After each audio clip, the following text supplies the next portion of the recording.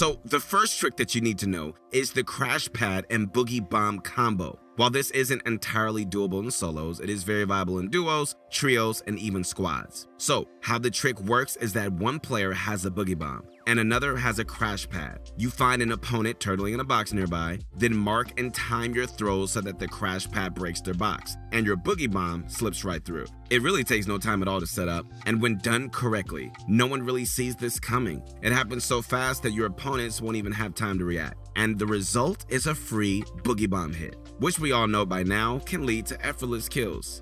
And while the timing isn't the most challenging thing in the world, the crash pad needs to land before your boogie bomb, or else the entire thing ends up being for nothing. So make sure you count down your throws with your teammate so, both of you guys are on the same page.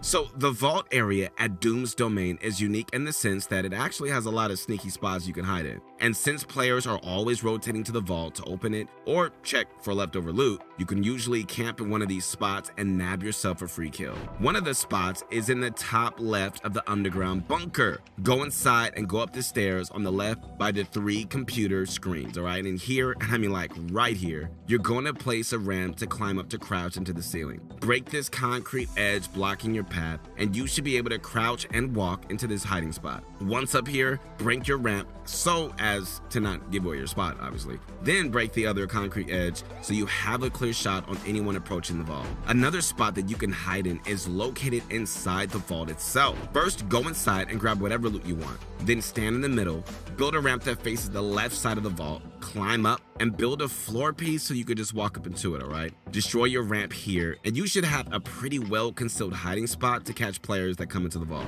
All right, the last sneaky spot, and arguably the best one of them all, is right by the vault entrance. So, you know how everyone blocks off the vault with about 6 walls after opening it? That's where we're going to be hiding. So, start by opening the vault and placing those walls, then loot the vault, head back outside, and ramp to either the top right or top left wall. Edit that wall open and place a floor piece to walk on. Again, destroy your ramp and then reset your wall. As long as you build with metal, no one can really spot you, and you can get free tags on anybody running in. The beauty is that no one can build by the vault entrance, so until your opponent moves deeper inside the vault, they've got 0 chance defending themselves. All right, shout out to Flash2K on Reddit for sharing this hiding spot.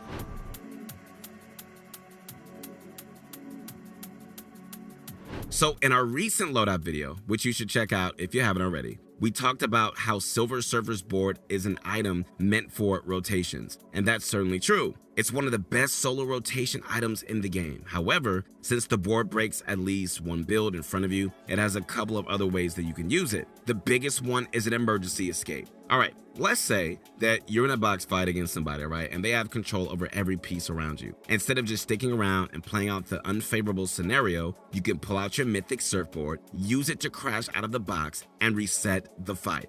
At the same time, you can also use that mechanic offensively. Simply walking up to any wall and using the surfboard will break you through the wall and into your opponent's box. But warning, there is a slight delay before you can land. So there's a risk of just, doing this since you might get one pump during that time.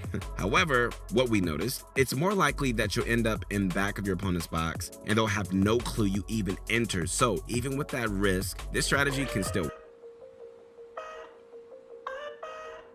So, in the past, fishing with explosives wouldn't give you the good kinds of fish, but it does now in Season 4. So, we're seeing players going out fishing with boats and even Dr. Doom's mythic gauntlets. But it's not only that. Players have also figured out that you can actually fish using crash pads. I know, it sounds crazy, right? But for some reason or another, it actually works. You toss the crash pad at a fishing spot, and just like that, it's gonna pop out some fish and some weapons. Of course, crash pads are actually very beneficial to carry for other reasons as well. So you have to really consider whether or not you want to use one just for some fish. I only consider this one like if you're either loaded with more crash pads than you know what to do with, or you're just down to one and you just want to just swap it for either a couple of floppers or maybe a spicy fish. In the end though, man, like it's just a judgment call you're gonna have to make depending on how your game is going.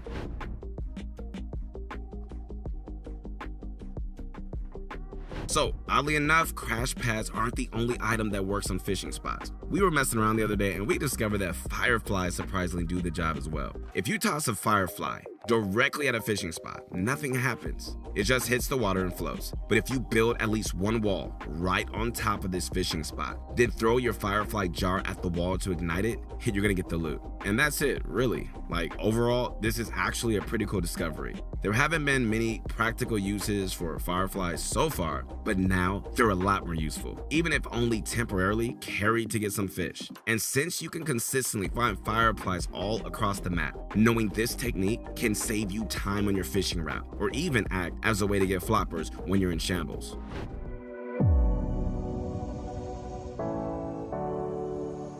Alright guys, lastly, with bouncers now back in the game, you're going to need to know some bouncer rotations. These have you combo your bouncer with another rotation item to cover double the distance and a shorter amount of time, which can be a game changer when it comes to in-game situations. So, the first thing that we can combo with bouncers is the shockwave grenade. Alright, a few setups help us do this, but I find the simplest way is to start inside of a box. From here, and I mean like right here, you're going to place a bouncer on the floor and stand so that your back is facing the direction you want to go. Then place the bouncer and throw a shockwave slightly ahead of yourself. You don't have to be exact, but either way, make sure to turn around and adjust your speed by holding in the direction you want to go. This can take you to about 100 meters. Perfect for rotating in the 5th and 6th zones.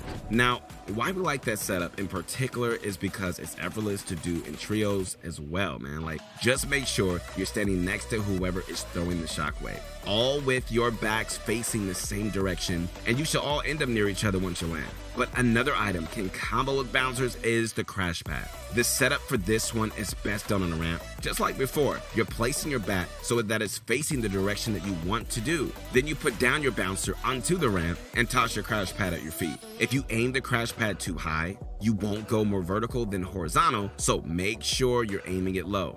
Anyways, this one gets you about 60 meters away. So not the entire zone, but still a decent amount. And yes, you could do this one with your teammates as well. Also guys, just to note, you can get the bouncer effect by eating one of those new fish, the hot floppers. You can carry up to 3 of those guys, man. So if you have one, you can always pop it before shock waving or using a crash pad to double your distance like you would with bouncer.